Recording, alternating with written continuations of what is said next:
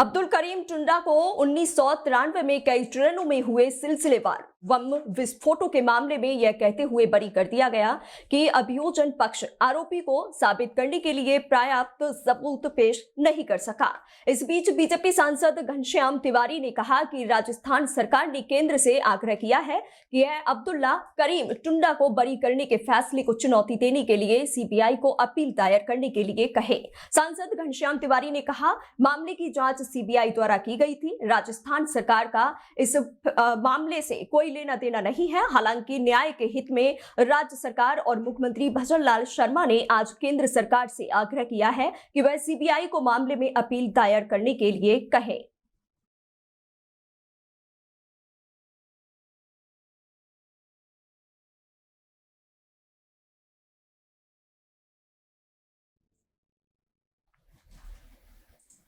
लोकसभा चुनावों में महाराष्ट्र में महाविकास आघाड़ी के बीच सीटों पर सहमति बनती दिख रही है। सूत्रों के मुताबिक यहां आपको बता दें, एमवीए में शामिल शिवसेना, यूबीटी, कांग्रेस और एनसीपी शरद चंद्र पवार का भी करीब समझौता हो गया है। खबरों के मुताबिक शिवसेना यूबीटी 20 सीटों पर चुनाव लड़ेगी। शिवसेना यूबीटी अपने कोटे से वंचित बहुजन अघाड़ी के लिए 2 सीटें देगी। कांग्रेस 18 सीटों पर लड़ेगी। शहर आपको बता दें, वहीं शरद पवार की एनसीपी शरद चंद्र पवार 10 सीटों पर लड़ेगी और अपने कोटे से 1 सीट राजू शेट्टी की स्वाभिमानी पक्ष को देगी। मुंबई की 6 में से 4 सीटों पर शिवसेना यूबीटी चुनाव लड़ेगी। वंचित बहुजन अघाड़ी को शिवसेना अपने कोटे से मुंबई नॉर्थ ईस्ट की सीट दे सकती है।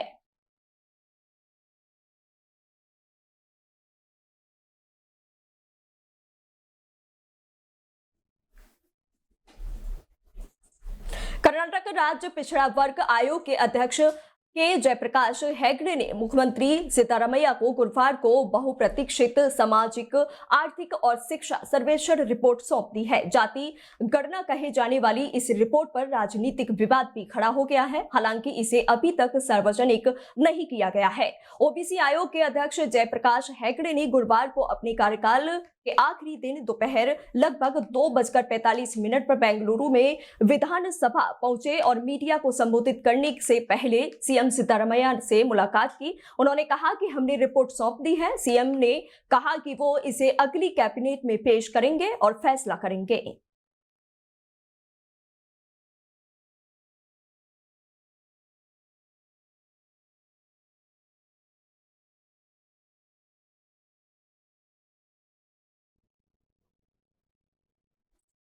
सुप्रीम कोर्ट में गुरुवार को लखनऊ के अकबर नगर में व्यवसाय की दुकानों को तोड़फोड़ की कार्रवाई पर 4 मार्च तक रोक लगा दी गई है। साथ ही शीर्ष इन दुकानों के पीछे स्थित रिहायशी इलाके पर इलाहाबाद हाईकोर्ट के आदेश आने तक कोई कार्रवाई नहीं करने का आदेश दिया गया है।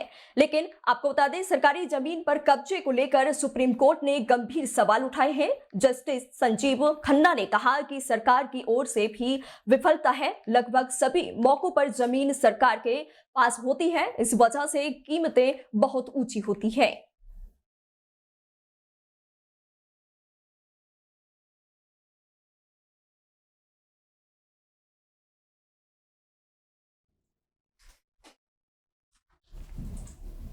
पश्चिम बंगाल के संदेशखाली मामले को लेकर राजनीतिक सरगर्मियां इस समय चरम पर हैं। टीएमसी नेता पर महिलाओं ने लगाए गंभीर आरोपों को लेकर विपक्षी नेता ममता सरकार पर लगातार हमलावर हो रहे हैं। इसी बीच केंद्रीय मंत्री गिरिराज सिंह का बयान सामने आया है।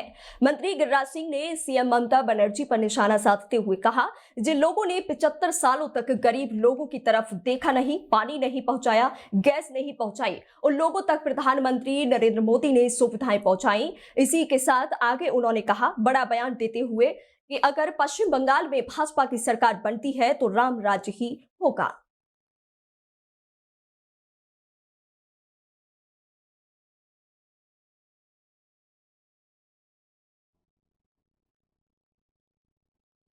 कांग्रेस सांसद प्रमोद तिवारी ने उत्तर प्रदेश में भारत निर्वाचन आयोग से मुलाकात की। इस दौरान कांग्रेस सांसद प्रमोद तिवारी ने कहा, चुनाव आयोग के नियंत्रण पर आज मैंने PL पुनिया और अन्य नेताओं के साथ चुनाव आयोग से मुलाकात की और अपनी चिंताएं उनके सामने रखी। यह शिकायतें रहती हैं कि चुनाव के दिन प्रशासन ऐसे हालात पैदा कर देता है कि पिछड़े वर्ग, दलित और अल्पसंख्यकों का नाम वोटर लिस्ट से गायब हो जाता है। हम चाहते हैं कि जो कॉपी में है वही हमें मिले, उसके साथ कोई छेड़छाड़ नहीं होनी चाहिए।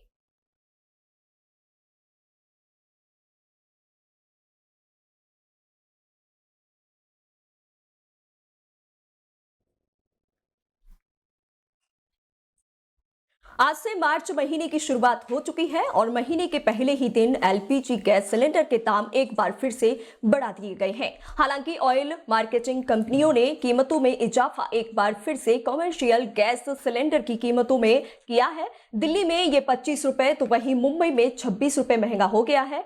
नए रेट के मुताबिक राजधानी दिल्ली में कमर्शियल सिलेंडर 1,795 रुपए में मिलेगा, जबकि कोलकाता में यह सिलेंडर अब 1,911 रुपए में हो गया है। वहीं मुंबई में कमर्शियल सिलेंडर का रेट बढ़कर 1,749 रुपए में मिलेगा, जबकि चेन्नई में 1,960.50 रुपए में हो गया है।